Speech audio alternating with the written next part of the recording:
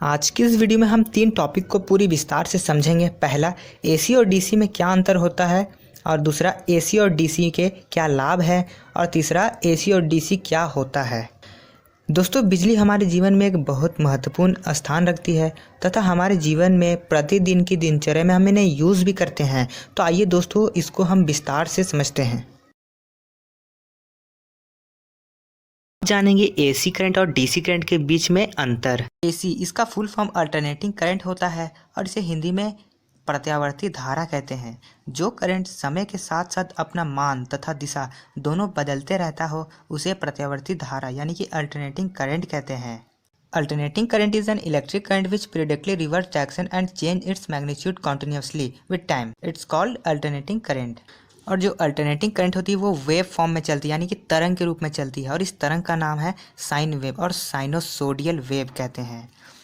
और जो AC current होती है वो पहले जीरो से शुरू होकर पूरे पीक पॉइंट पे जाती है, फिर शून्य से आकर उतने ही समय के लिए विपरीत दिशा में बारी बारी जाते रहती है। और एसी करंट में एक महत्वपूर्ण चीज़ होती है फ्रीक्वेंसी, जिसे हम हिंदी में आवृत्ति भी कहते हैं। और इसका मतलब होता है कि ये जो पॉजिटिव हाफ साइकिल और नेगेटिव हाफ साइकिल है, ये 1 सेकंड में जितनी बार पूरा करेगा उसे ही फ्रीक्वेंसी कहते हैं। हर 1 सेकंड में पूरी की गई साइकिल की संख्या को फ्रीक्वेंसी कहते हैं।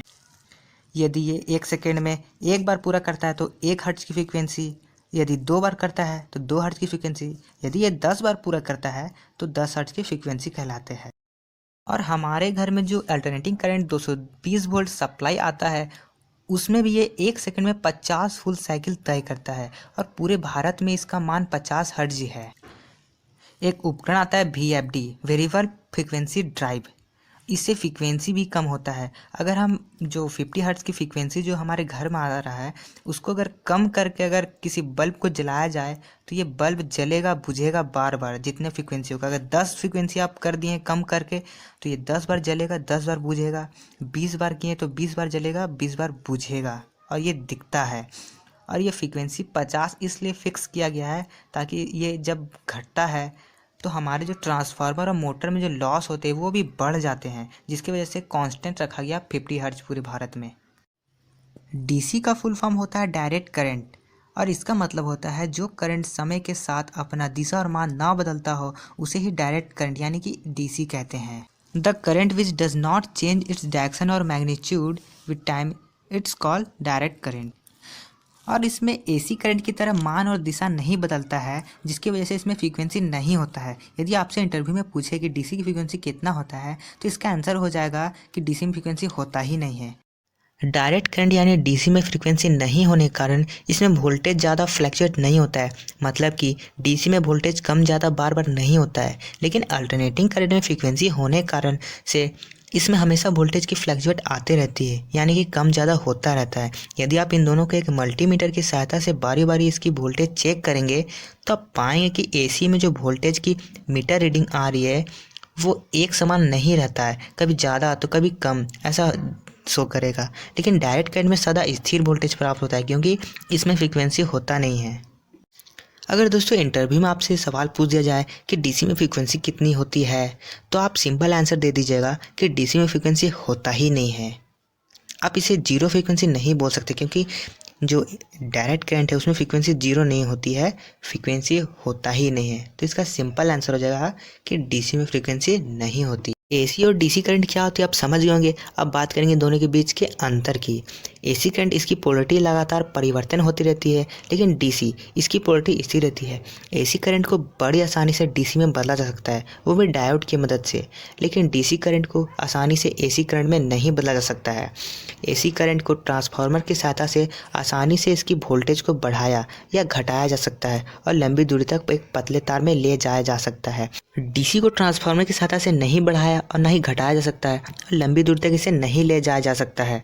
एसी करंट को 33,000 वोल्ट तक पैदा किया जा सकता है और भारत में 11,000 वोल्ट ही पैदा किया जाता है तथा उसे ही ट्रांसफार्मर की सहायता से बढ़ाया या घटाया जाता है, और डीसी करंट को 650 वोल्ट तक ही पैदा किया जाता है। आप जानेंगे एसी करंट के लाभ, एडवांटेज ऑफ एसी करंट। आजकल सारी इलेक्ट्रिक एनर्जी की 95% एनर्जी एसी में ही पैदा किया जाता है, जिसके बहुत सारे कारण हैं।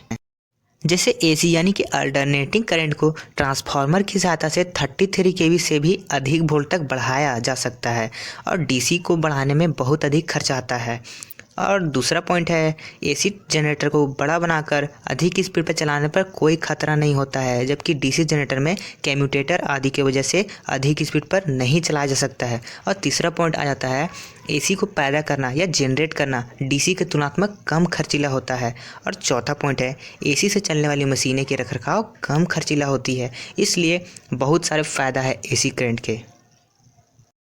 अब जानेंगे डीसी करंट के लाभ, एडवांटेज ऑफ डीसी करंट।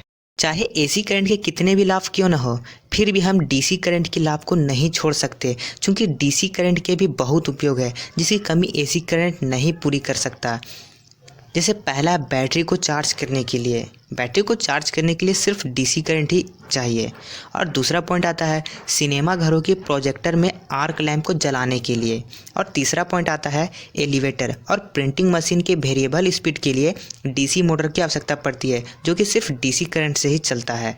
और चौथा वह इलेक्ट्रोप्लेटिंग के काम में। दोस्तों, इलेक्ट्रोप्लेटिंग का मतलब ही होता है कि किसी महंगे धातु जैसे कि सोना की परत किसी सस्ते धातु जैसे कि लोहा पर चढ़ा देने की प्रक्रिया को ही इलेक्ट्रोप्लेटिंग कहते हैं। और आज के इस टेक्नोलॉजी युग में डीसी बहुत महत्वपूर्ण स्थान रखती है, क्योंकि आज जो आप मोबाइल भी यूज़ कर रहे हैं तो वो भी डीसी में चल रही है। और जितने भी टेक्नोलॉजी में जो सर्किट यूज़ होता है वो डीसी के 5 वोल्ट पे ऑपरेट होती है, इसलिए डीसी भी बहुत इम्पॉर्टेंट है। घुमा फिरा के बोले तो अल्टरनेटिव करंट और डायरेक्ट करंट दोनों ही इस टेक्नोलॉजी युग में बहुत महत्वपूर्ण स्थान रखती है। आशा है दोस्तों एसी करंट और डीसी करंट अच्छी प्रकार से समझ में आया होगा। टेक्निकल से जुड़े वीडियोस के लिए हमारे चैनल को सब्सक्राइब जरूर करें। धन्यवाद।